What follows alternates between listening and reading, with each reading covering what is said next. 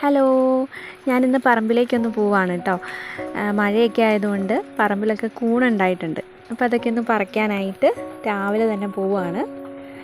അപ്പോൾ ഇവിടെ ഒരു കൂണ് നിൽപ്പുണ്ട് കേട്ടോ. പാവക്കൂണെന്നാണ് ഇതിന് പറയുക. വേറെ എന്തെങ്കിലും പേരുണ്ടോയെന്ന് അറിയില്ല കേട്ടോ. അപ്പോൾ ഞാനിതൊക്കെ ഒന്ന് പറിച്ചെടുക്കട്ടെ.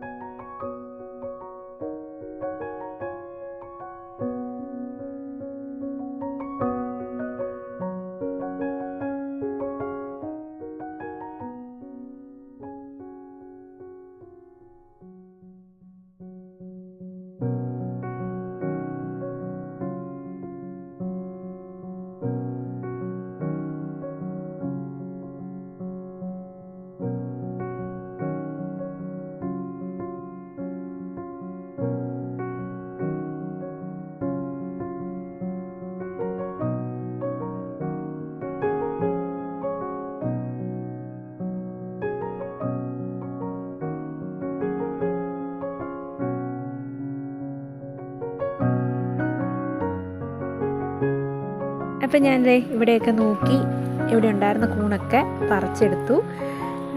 ഇതിപ്പം 3 കിട്ടിയിട്ടുണ്ട്. 2 വലിയ കൂണുമുണ്ട്, ഒരു ചെറിയ കൂണും കിട്ടിയിട്ടുണ്ട് കേട്ടോ. അപ്പം നമുക്ക് നേരെ വീട്ടിലേക്ക് പോയിട്ട് ഇവനെ കറി വെക്കാം. നമുക്കപ്പോൾ കൂണൊന്ന് ക്ലീൻ ചെയ്തെടുക്കണം. അപ്പോൾ ഇത് പാവക്കൂണെന്നാണ് ഈ കൂണിൻ്റെ പേര്. അപ്പോൾ ഇതിൻ്റെ പുറത്തൊരു ചെറിയൊരു പാട പോലെ ഉണ്ട്. അത് നമ്മളിങ്ങനെ കത്തി വെച്ചിട്ട് മാറ്റി കൊടുക്കണം.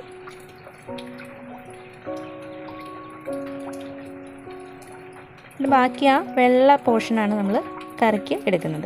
പുറമേ ഉള്ളൊരു ചാര കളറുള്ള ഭാഗമാണ് നമ്മൾ കട്ട് ചെയ്ത് കളയുന്നത് കേട്ടോ. ഇങ്ങനെ കത്തി കൊണ്ട് ഇതുപോലെ കളഞ്ഞാൽ മതിയാകും.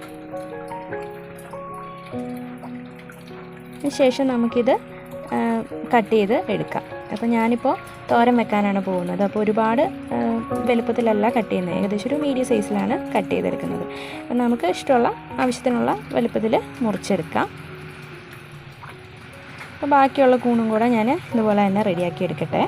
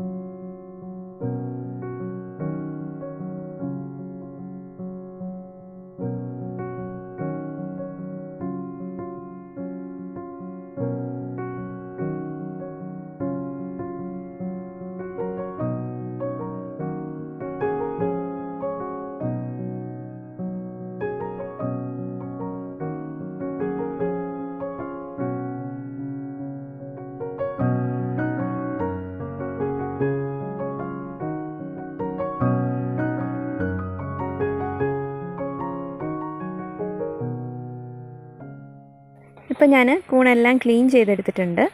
അപ്പോൾ ഇനി നമുക്കിത് നന്നായിട്ട് കഴുകിയെടുക്കണം. അപ്പോൾ മണ്ണൊക്കെ പോകാനായിട്ട് നന്നായിട്ട് കഴുകിയെടുക്കുക. ഇനി ഇതിലേക്ക് കുറച്ച് വെള്ളം ഒഴിച്ചിട്ട് ഒരു 1/2 ടീസ്പൂണോളം മഞ്ഞൾപ്പൊടിയും കൂടെ അങ്ങ് ഇട്ട് കൊടുക്കുക. അപ്പോൾ ഇനി ഒരു അരമണിക്കൂർ ഈ മഞ്ഞൾ വെള്ളത്തിൽ കിടന്നിട്ട് നമുക്കിത് നന്നായിട്ടൊന്ന് കഴുകിയെടുക്കണം. ആദ്യം തന്നെ നമുക്ക് തോരനുള്ള അരപ്പ് തയ്യാറാക്കാം. അപ്പോൾ ഏകദേശം ഒരു അരമുറി തേങ്ങയോളം എടുത്തിട്ടുണ്ട്. അതിലേക്ക് 1/4 ടീസ്പൂണോളം മഞ്ഞൾപ്പൊടി, ഒരു 3 കുഞ്ഞുള്ളി, 2 പച്ചമുളക്, പിന്നെ ഒരു 1/2 ടീസ്പൂണോളം പെരിഞ്ജീരകം. അപ്പോൾ ഇത്രയും കൂടി നന്നായിട്ടൊന്ന് ചതച്ചെടുക്കുക. അപ്പോൾ ഒരുപാട് അങ്ങ് അരഞ്ഞു പോകണ്ട. നമ്മൾ തോരനൊക്കെ റെഡിയാക്കുന്ന ആ പാകത്തിന് റെഡിയാക്കി എടുക്കുക. ഈ പാനിലേക്ക് 2 ടേബിൾ സ്പൂണോളം വെളിച്ചെണ്ണ ഒഴിച്ചു കൊടുക്കുക.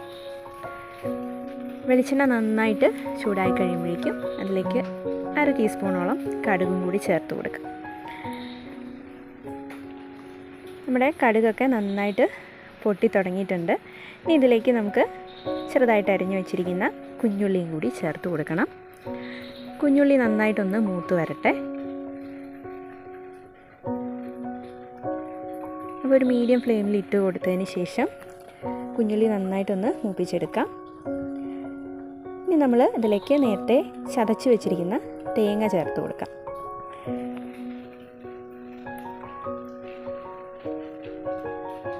ഇനി ഇതിലേക്ക് തന്നെ നമ്മൾ കഴുകി വെച്ചിരിക്കുന്ന കൂണും കൂടി ചേർത്ത് കൊടുക്കാം. നമ്മൾ മഞ്ഞൾപ്പൊടിയൊക്കെ ഇട്ട് വെള്ളത്തിൽ നന്നായിട്ട് കഴുകിയെടുത്ത കൂണാണ് കേട്ടോ.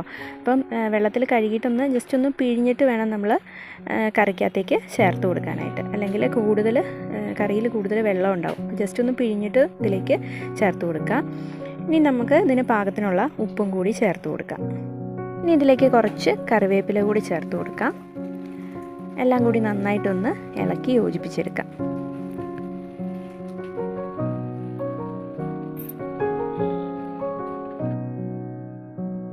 ഇനി ഇത് വേവാൻ ആവശ്യത്തിനുള്ള വെള്ളം ചേർത്ത് കൊടുക്കണം. അപ്പോൾ ഒരുപാട് വെള്ളം ഒഴിക്കേണ്ട കാര്യമില്ല. ഏകദേശം ഒരു 2 ടേബിൾ സ്പൂണോളം വെള്ളം ഒഴിച്ച് കൊടുത്താൽ മതിയാകും. ഇനി ഇത് അടച്ചു വെച്ച് നമുക്ക് വേവിച്ചെടുക്കാം. ഇപ്പോൾ ഏകദേശം ഒരു 10 മിനിറ്റോളം ആയിട്ടുണ്ട്. നമ്മുടെ കൂൺ ഏകദേശം വേവായിട്ടുണ്ട്. അപ്പോൾ ഇതിലിപ്പം കുറച്ച് വെള്ളം ഉണ്ട്. അപ്പോൾ നമുക്കിതൊന്നും കൂടി ഒന്ന് നന്നായിട്ട് ഇളക്കി വെള്ളം ഒന്ന് വറ്റിച്ചെടുക്കണം. അപ്പോൾ ഇനി ഇത് അടച്ച് വെക്കേണ്ട കാര്യമില്ല. തുറന്ന് വെച്ച് നന്നായിട്ടൊന്ന് വെള്ളം ഒന്ന് വറ്റിച്ചെടുത്താൽ മതിയാകും. നമ്മുടെ ഈ കൂണുതോരൻ കുറച്ച് ഡ്രൈ ആയിട്ടിരിക്കണം, എങ്കിലേ അതിന് നല്ല ടേസ്റ്റ് കിട്ടുള്ളൂ കേട്ടോ.